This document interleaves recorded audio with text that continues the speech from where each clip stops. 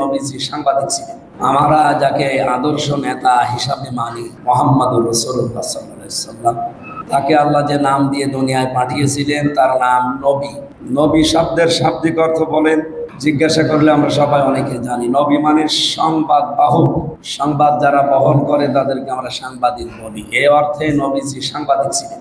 আর আপনারা যেহেতু একেবারে ঘটে যাওয়া সংবাদগুলো সঙ্গে সঙ্গে দিতে চান, এজন্য আপনাদের সম্মানটা আরেকটু বেশি। আর এক পাগলাকে দাঁড় করায় দিছে, ওই যে পাগলা একটা কুষ্টিয়ার এক পাগলা বলছে নবী মোহাম্মদ সাল্লাল্লাহু আলাইহি সাল্লামের তারাও বার্তাবাহক সাংবাদিক ছিলেন, আর আপনারা সাংবাদিক, আপনাদের মর্যাদা একটু বেশি। জামাত ইসলাম আর কোন লোক পাইনি ওই পাগলাকে ছাড়া। কথা কি বুঝতে পারেননি? আপনি ইসলামী দল, ইসলামকে গোটাই নষ্ট করে ফেলেছেন আপনি। মাঝখানে আমাদের একটা মিটিং হয়েছিল তাদের সাথে, আমাদের অফিসে গেছিলেন, আমরা কিছু গঠনমূলক পরামর্শ দিয়েছিলাম এই পাগলাগুলোকে ছাড়ার জন্য।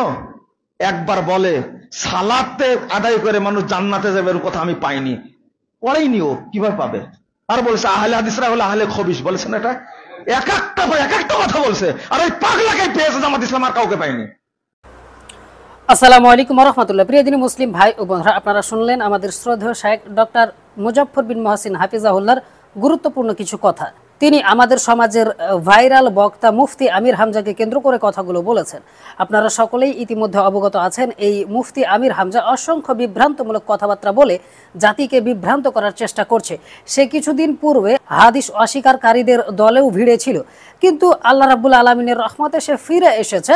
কিন্তু তারপরেও অসংখ্য কথাবার্তা এতটাই ভুল বকে যা মানুষ ফলো করলে বিভ্রান্ত হয়ে যাবে এবং ভুল পথে চলে যাবে। তো প্রিয় দিনী মুসলিম ভাই ও বন্ধুরা, এই সমস্ত তথাকথিত বক্তারা ভাইরাল হয়ে গেছে, মানুষ এদের সুরে পাগল হয়ে গেছে, এজন্য সাধারণ মানুষ এদেরকে বড় আলেম মনে করে। মূলত এদের সঠিক ইসলামের কোনো জ্ঞানই নেই। কেননা সঠিক ইসলামের যদি জ্ঞানই থাকবে, তাহলে রাসূলুল্লাহ সাল্লাল্লাহু আলাইহি সাল্লামকে তিনি কিভাবে এইভাবে অপমান করতে পারে এবং কিভাবে তিনি বলতে পারে যে কোরআনের কোথাও সালাত আদায় করলে জান্নাতে যাবে, এমন কথা খুঁজে পায়নি। তারপরে আহলুল হাদিস সালাফিদেরকে কিভাবে সে কটাক্ষ করে গালিগালাজ করতে পারে। দেখুন, যে প্রকৃত আলেম হবে, যার কাছে প্রকৃত ইসলামের জ্ঞান থাকবে, সে কখনোই এ ধরনের কথাবার্তা বলতে পারে না। যেহেতু মুফতি আমির হামজা এই সমস্ত বিভ্রান্তকর কথাবার্তা বলে, সেহেতু অটোমেটিক প্রমাণ হয়ে যায় যে তাদের কাছে প্রকৃত ইসলামের জ্ঞান নেই। আর তাছাড়া আপনারা এখন দেখতেও পাচ্ছেন যে এরা গণতন্ত্রের মাধ্যমে ইসলাম কায়েম করার নামে কিভাবে ক্ষমতার লোভে ক্ষমতার পিছনে ছুটছে এবং তারা নানান রকম ইসলাম বিরোধী কাজ শিরককারীদের কাছে গিয়ে লিপ্ত হচ্ছে, শিরককারীদের সঙ্গে মিশে যাচ্ছে। তো যাই হোক প্রিয় মুসলিম ভাই ও বন্ধুরা, শেষে আপনাদেরকে একটা কথাই বলবো যে কোন বক্তার সুর ভালো, কোন বক্তা ভাইরাল বেশি, এটা আপনারা যদি দেখতে যান তাহলে ক্ষতিগ্রস্ত হয়ে যাবেন। তাই আপনারা কোন বক্তা কোরআন এবং সহিহ হাদিস থেকে কথা বলে সেটা দেখুন, যাচাই বাছাই করুন এবং তার কথা শুনুন। সুর আছে, ভাইরাল, এদের পিছনে দৌড়াইয়েন না। এদের পিছনে দৌড়ালে আপনার ইহকাল এবং পরকাল নষ্ট হয়ে যাবে। বিশ্বাস করুন, আপনি পড়াশোনা যাচাই বাছাই করুন, দেখবেন, বুঝতে পারবেন ইনশাআল্লাহ। তো যাই হোক, ভিডিওটি অবশ্যই শেয়ার করে ছড়িয়ে দেবেন ইনশাআল্লাহ এবং বিরত থাকবেন এই সমস্ত মাথা মোটা বক্তাদের থেকে। আজকের মতো এখানে বিদায় নিচ্ছি। আসসালামু আলাইকুম ওয়া রাহমাতুল্লাহি ওয়া বারাকাতুহু।